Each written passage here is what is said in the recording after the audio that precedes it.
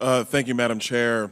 This has been an interesting debate. First of all, I do support the resolution of inquiry, but the debate's actually been interesting because my colleagues on the other side of the aisle have said how they are in support of, the Build Back Better plan, which never came to fruition because the spending was outrageous and they could never get it through the Senate.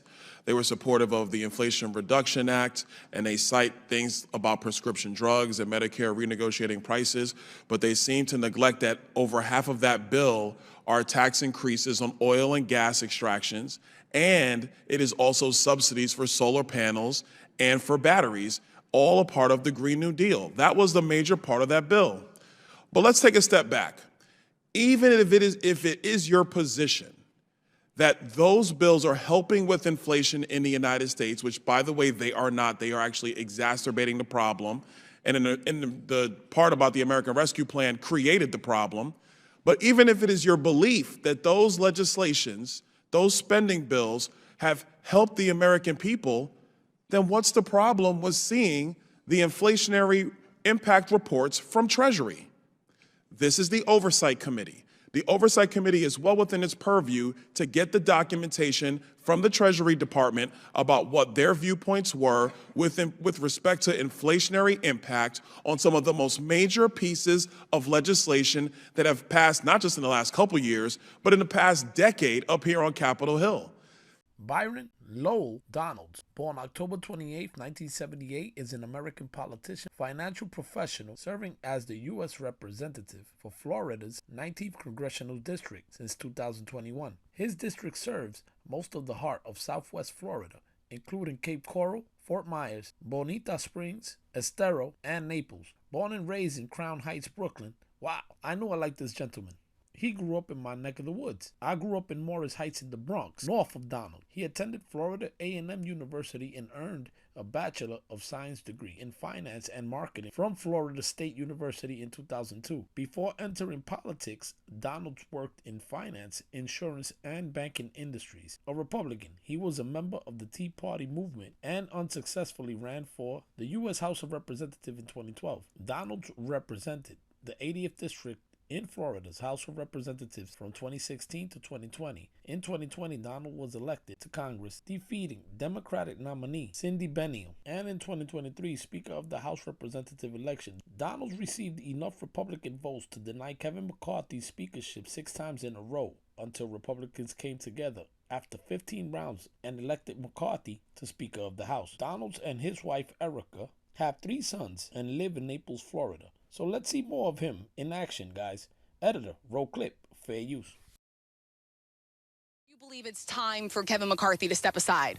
I don't think we're there at this point. I think there's a lot of members in the chamber who want to have serious Byron Donalds talking to our Rachel Scott. How we can bring this all, to a close and elect a speaker. But I'm not going to speak for Kevin in that. That's something that he and his team got to figure out. Can you say specifically what would cause the people who are voting against him now to vote for him? Is there anything he could do at this point, specifically a list of things? Well, I definitely know that one of that list is the single-member motion to vacate. And I know for a lot of people back home, they're like, what is this thing that they keep talking about? But this was a mainstay rule in our chamber that empowered all the members of Congress, regardless of party, and Nancy Pelosi's the one that stripped it. And so we think it is important for our institution to function correctly on behalf of the American people that it get put back in place. And so I think that's one. And then, there's other stuff that we can figure out around the table, which we'll probably do later today. I now recognize the gentleman from Florida, Mr. Donalds, for 5 minutes. Thanks, Mr. Chairman. Witnesses, panelists, thanks for being here. I find it interesting that we're talking about the American Rescue Plan. Since it just didn't work, guys. I mean, come on, I'm a finance guy by trade. I just got to Capitol Hill. Couple things. I know the witnesses have said previously that the benefits of the American Rescue Plan have been the potential evictions for people not having enough money to pay rents, decrease in child poverty. I think those are like the big 2.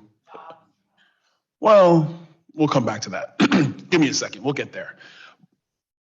But it's without question that the American Rescue Plan has led to inflation. Every economist basically has said this. I mean, look, if you want to talk about inflation, you have a lot of money going to people. Right, wrong, or indifferent, money went to people. They didn't have to earn it, which means productivity in the economy is actually down. So people have money, but productivity is down. But when people take that money to go spend it, I mean, yes, doctor, this is kind of how this works. When they take the money to go spend it in an economy where productivity is down because there's not enough supply of goods and services available, prices then go up in response because productivity is down, but everybody's got money. That's how we get to inflation. The job market, let's talk about that one real briefly. Yes, coming out of the time when the American economy was shut down by government policy because of COVID-19, the job market suffered major hits. But it's virtually without question that in the red states that had opened up, I'm the gentleman from Florida, I know, the job market actually responded quite well to businesses being able to open up and operate. It was in blue states where the job market did not respond as well. But we all knew up here on Capitol Hill that if you just, opened up, the businesses would come back. Look no further than right here in DC. Muriel Bowser's policies basically wrecked the restaurant market here in DC. Most people could not go to work in DC. There was no traffic coming into DC. And the second she alleviated COVID-19 policies, businesses started opening up again, people started going back to work, etc. So I don't think we needed about $2 trillion to recover jobs in the United States. I think what we really needed was just sound, local government policy or state government policy to just open up economies, because the states that did that, that's what happened. Their design is simple. Their design is to make sure that the elites in our country and the useful idiots in Washington, D.C. are the ones who control our economy. And their target are the young. I went in a public school classroom years ago and I picked up their economics textbook. And when the section on microeconomics, they had a side-by-side comparison between free market capital and socialism and fascist-run economies. And the very textbook that sits in an American classroom made it seem as if both sides had a legitimate argument. This is how far they've gone. But if you examine world history, there is no equivalent argument. You see, free market capitalism is the very thing that has allowed all of us to grow, to thrive, and to succeed. You having the ability to keep your own money and to actually live up to the fruits of your God-given talent and to execute that in a marketplace of ideas and products without government telling you what to buy has unleashed more prosperity than in any other place on the globe.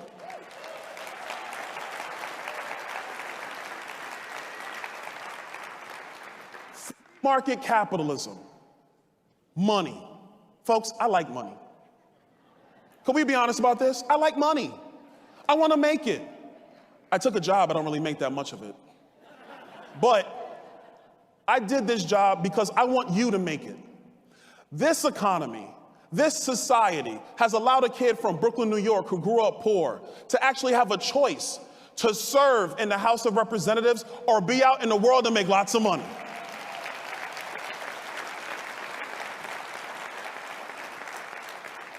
But we gotta fight for it, folks. The battle for our future, the battle for our country, the battle for our economy is in every public school, every private school, every charter school, and every homeschool across America.